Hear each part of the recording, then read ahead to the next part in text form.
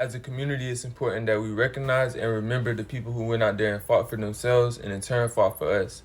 The schools barely even talk about the people who got what they deserved or the people who were brave enough to give them what they deserved. So today I'm going to help everybody remember the Boggy Swamp Rebellion of 1840 in Camden County, Georgia.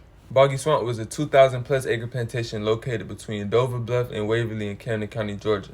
Over 50 Gullah Geechee people were forced to stay and work here, growing things like cotton and rice to make money for Alexander Atkinson, the man who got what he deserved in this situation. Alexander Atkinson was born August 17, 1796 in Georgia. Both his older and younger brothers studied law at the University of Georgia, so you can assume that he probably did the same thing. His younger brother Edmund actually owned over 30,000 acres of land in Georgia, and some of that came from land grants, meaning that he got it from a handout. On March 27, 1827, Mr. Atkinson bought 14 enslaved Africans, including the names William and Minty, for $4,300. On December 18, 1830, he purchased another 28 enslaved Africans, including the names March, Ned, Joe, and Amy. Remember those names. It's safe to assume that he was a pretty cruel owner. All the way back in 1830, according to Ms. Tara D. Fields, a subpoena was issued to some other people to testify against Mr. Atkinson in a case of unlawfully beating Negroes.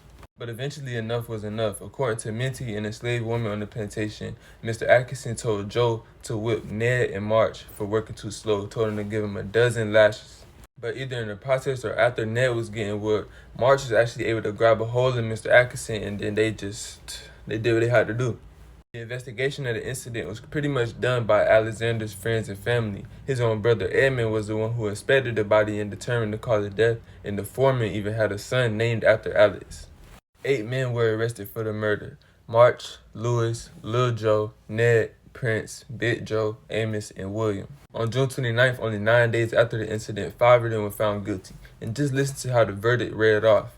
March, Lewis, Lil Joe, Prince, Ned, not having the fear of God before their eyes, but being moved and seduced by the instigation of the devil, with force and arms, ending upon Alexander Atkinson, their master and legal owner in the sight of God, feloniously, willfully, and of their malice, afterthought, did make an assault, and clasped the said Alexander Atkinson by the throat and round the waist, and with certain weeding holes made of, still having a wooden handle ending upon front and back parts of the head of him, did strike and beat and knock the said Alexander Atkinson with the weeding holes, causing sundry mortal bruises, cuts, laceration, and wounds of the breadth of 6 inches and depth of 6 inches, contrary to the laws of the said state, the good order, peace, and dignity thereof. At the request of Edmund Atkinson, March, Lewis, Lil Joe, Prince, and Ned were all hung on the plantation in public for everybody to see, and they were buried in unmarked graves where they fell. And even after they made the ultimate sacrifice of getting rid of Alex and losing their lives for it, his estate was split between his 2 siblings, Nancy and Edmund. Nancy took $25,000 and Edmund took 8,500 acres of land, including those plantations and the 46 people who were still enslaved on those plantations, including some of the people who were involved in the whole case.